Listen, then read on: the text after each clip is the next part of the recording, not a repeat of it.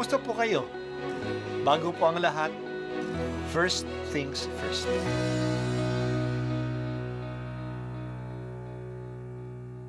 Good morning po. Sinisimulan po natin ngayon ang first things first. At dito po, tinatalakay natin sa unang bahagi ng umaga natin ay ang first readings na binabasa po sa banal na misa. Ito pong tinatalakay natin kasi madalas po marami na tayong alam tungkol sa gospel readings. Pero konti po ang nagsasalita sa first readings. Pero ang first readings, bahagi din po yan ng Biblia, ng banal na kasulatan. Kaya susubaybayan po natin ang mga first readings, basahin po natin at kuminsan kailangan ng basahin ng 2 o 3 beses bago maintindihan kasi hindi po tayo familiar sa mga istorya at sa mga kaisipan na tinatalakay dito. Ang pagbasa mula sa aklat ng mga bilang. Noong mga araw na iyon, nainip ang mga tao sa pasikot-sikot na paglalakbay. Nagreklamo sila kay Moises, "Inalis mo ba kami sa Ehipto para patayin sa ilang na ito? Wala kaming makain ni mainom. Sawa na kami sa walang kwentang pagkain ito." Dahil dito, sila'y pinadalhan ng Panginoon ng makamandag na ahas at sino mang matuka nito ay namamatay. Kaya lumapit sila kay Moises. Sinabi nila, "Nagkasala kami sa Panginoon at sa iyo. Idalangin mo sa kaniyang paalisin ang mga ahas na ito."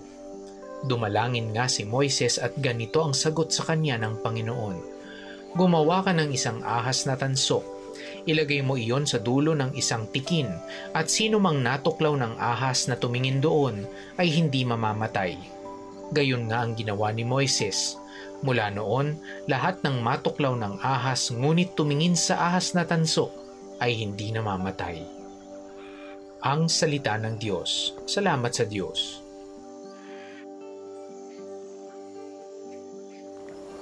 Mareklamo ang mga Israelita sa kanilang paglalakbay sa disyerto.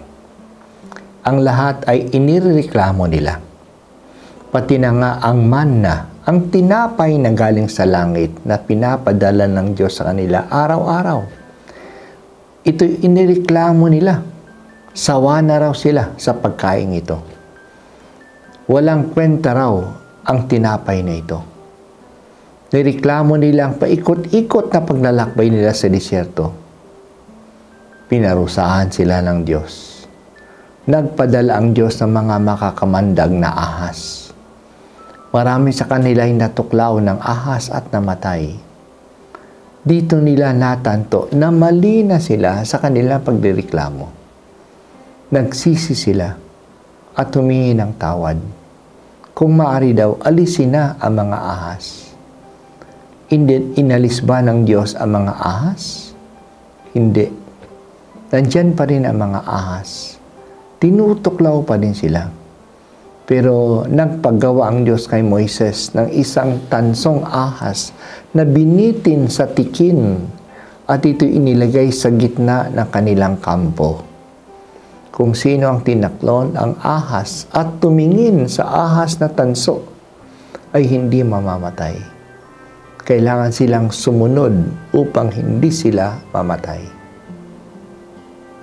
Ang ahas na naging parusa sa mga Israelita ay naging lunas upang hindi sila mamatay.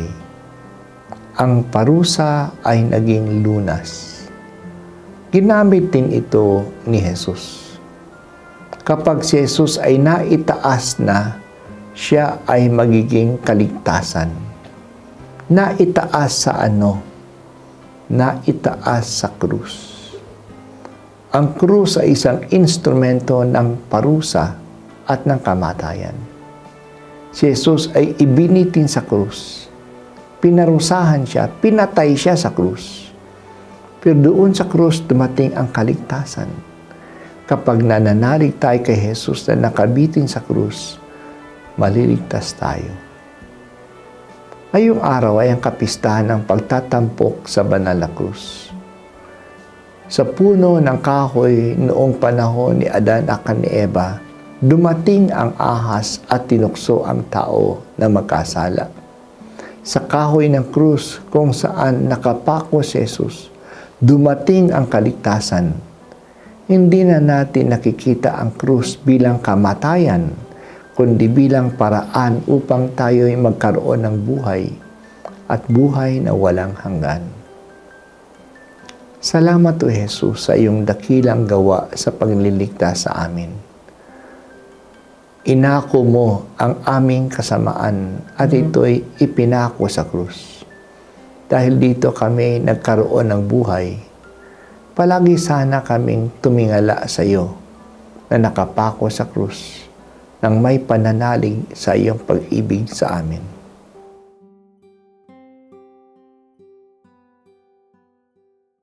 At ako po ay si Bishop Broderick Pabilio dito sa First Things First.